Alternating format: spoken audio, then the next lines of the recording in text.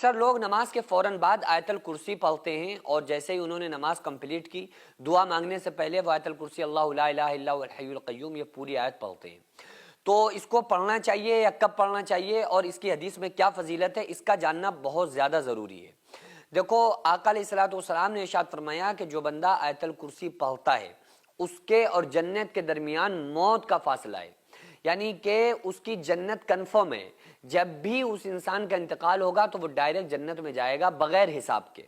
اب بغیر حساب کے جنت میں جائے گا، اس کا کیا مطلب ہے؟ اس کا مطلب یہ نہیں ہے کہ وہ عالم برزخ میں نہیں جائے گا یا اس کی روح علیین یا سجین میں نہیں جائے گی یا اس سے حساب کتاب نہیں ہوگا۔ اس کا مطلب یہ ہے کہ وہ آیت الکرسی کی اتنی بڑی فضیلت ہے کہ وہ آیت الکرسی اللہ تبارک و تعالیٰ کی بارگاہ میں سفارش کرے گی۔ قرآن سفارشی ہے نا، ہر بندے کے لیے جو بندہ قرآن پڑھتا ہے اس بندے کے لیے قرآن کریم سفارشی ہے، یعنی وہ سفارش کرے گا اللہ کی بارگاہ میں، اس کے لیے کہے گا اللہ تعالیٰ سے کہ اللہ اس کی بخشش فرما دے۔ قرآن بولے گا، قرآن اس کا وکیل بن کے آئے گا۔ اب آیت الکرسی کے بارے میں یہ بھی آتا ہے کہ یہ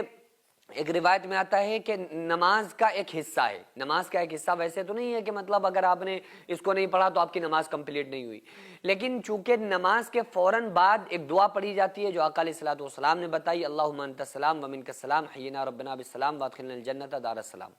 اس دعا کے بعد اگر کوئی بندہ آیت الکرسی پڑھتا ہے تو اس کی بڑی فضیلت ہے جو میں نے آپ لوگوں کو بتائی۔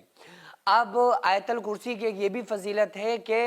جو بندہ آیت الکرسی پڑھتا ہے تو اللہ تعالیٰ اس کے گناہوں کو معاف کر دیتا ہے، گرچہ اس کے گناہ سمندر کے جھاگ کے برابر کیوں نہ ہو۔ شیطان کا بھی یہ دعویٰ ہے کہ وہ موت سے پہلے آیت الکرسی پڑھ لے گا،